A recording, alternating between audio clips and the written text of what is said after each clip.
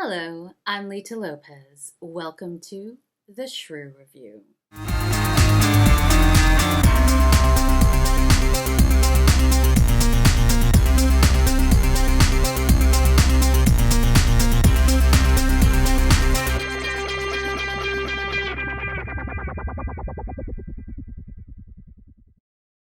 I'm an actor, writer, creator, and self-proclaimed shrew. I've been obsessed with William Shakespeare's The Taming of the Shrew since I had the grand fortune of studying it while spending a semester of college in England. My goal, my mission, my passion, my drive in life is to get The Taming of the Shrew moved from the comedy column to the tragedy column. Yes, that's right. The Taming of the Shrew is a tragedy, and I can prove it. I have a plethora of evidence to support my argument, and I will cover all of these elements throughout the course of this series. Today, I'll do my best to ease you into one of the primary factors. What is a shrew? Why are Shakespeare and this play relevant to us today? Why am I even talking about it? Well, The Taming of the Shrew is still a very popular play. It's produced all the time in community theaters, professional theaters. It's studied and produced in high schools, colleges, universities, all across the world. It's probably showing up near you within the next year or two, or was recently done in the past 3 to 4 years. Even if you've never seen, read, or studied this play, you have likely felt its influence in pop culture through films such as 1999's 10 Things I Hate About You, which I will cover in depth in another episode. R.I.P. Heath Ledger, you broke my heart almost as much as River Phoenix. The Shrew fell out of popularity after Shakespeare's death for a couple hundred years, but then had a resurgence around the 1890s, stayed popular for a whole century, and I would say had another boost again in the 1990s. People keep trying to convince themselves that this play is some kind of a love story, that it's a cute, romantic comedy.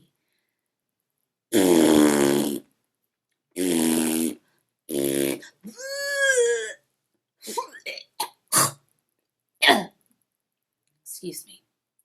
It's not. Sadly, there is a school of thought that wants to insist all of the issues of the shrew are a thing of the past. We know it makes us uncomfortable, so they pretend the problems at hand no longer exist. The domineering oppression of women, the cruelty, abuse, and lack of personal freedom. No, that's all over. We don't have to worry about that. That's the olden days. We can laugh at it now because it's so ridiculous. It doesn't happen anymore. Really? Really? Really? The central issue of the play is summed up with Katherine's line in Act 3, Scene 2. I must, forsooth, be forced to give my hand opposed against my heart. I must, forsooth, be forced to give my hand opposed against my heart. Pretty cut and dried. I mean, no translation needed. It's very simple. She does not want to get married. She is not in love with Petruchio. This is not her choice. And yet, people insist. Oh, she doesn't really mean that. She's just really upset that he's late and she's afraid of being jilted because, she's really in love. Remember how Petruchio said, oh, we've agreed that she'll still be cursed. She'll still act out around you guys, but she really does love me. She was all over me. That is a lie. When he says we've agreed she'll still be Kirsten company, that is a flat out lie. He lies. It never happened. It is not in the text. It was never spoken or agreed to by Katherine. And yet, people accept it. The characters in the play, Katherine's father, most of the other men, they just accept this lie because it benefits them. For some reason, producers, directors, teachers, and professors also accept this lie. She's really in love. She's just too prideful to admit it to him or to anyone else. She's playing a part. She's just pretending. You know what you're saying when you insist that Katherine is really in love and lying about it?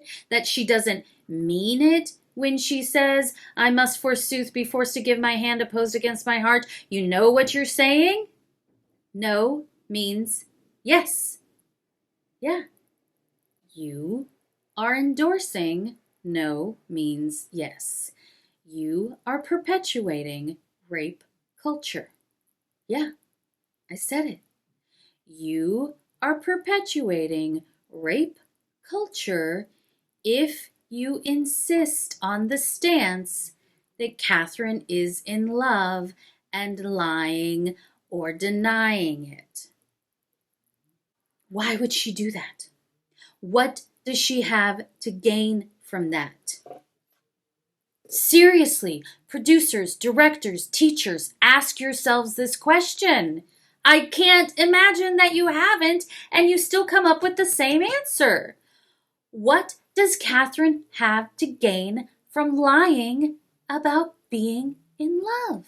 This is the work of an actor, to ask that question.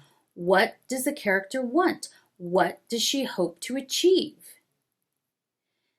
There is nothing that Katherine can achieve with no means yes.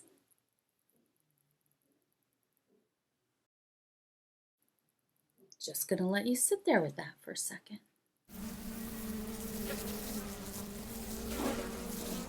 Katherine's issues are not a thing of the past, and forced marriage is not a thing of the past. Recently, there was that CNN story from Afghanistan where we saw a reporter capturing the moment when this young 9-10-year-old girl was sold by her father into marriage so that he could afford to feed the rest of his family. Her fear, pain, and resistance were caught on film by a huge news organization, and the story got out. People got real upset, as they should, and got all up in arms about it, got all this attention for it, and a wonderful organization, Too Young to Wed, was able to step in, repay the debt, rescue the girl, and return her to her family. Fantastic! For that one girl. She's not the only one.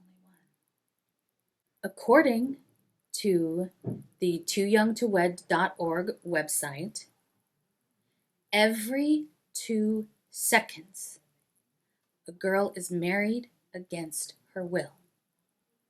Every 2 seconds. Right now. Right now. Right now. This is not just Afghanistan. This is not just some distant, far-off place in a distant, far-off time. This is today. This happens everywhere in the world. Yes, in the United States of America, right now, today. Some 11-year-old girl, some teenager, even a 19, 20, 21-year-old plus woman is being pressured, pushed, coerced, and forced by her family to marry someone she did not choose. Somewhere, right now, some girl is being forced to give her hand opposed against her heart. So, yes, the taming of the shrew is a tragedy, and it's relevant to today.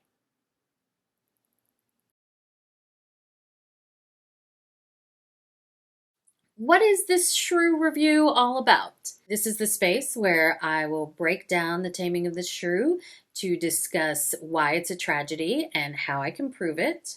I've got a lot to say on this subject. I'll also be reviewing productions of the play, both film versions you may be familiar with, as well as some staged versions that have been filmed. I will also be reviewing other films, TV, anything I come across that speaks to me as a shrew, looking at it from a shrew point of view, examining how the taming of the shrew continues to influence pop culture. Where do shrews pop up in current events and entertainment? And again, why is this all relevant? And why it's something about which we should all be very interested and concerned. Thanks for stopping by, and I'll be back soon with another episode of the Shrew Review.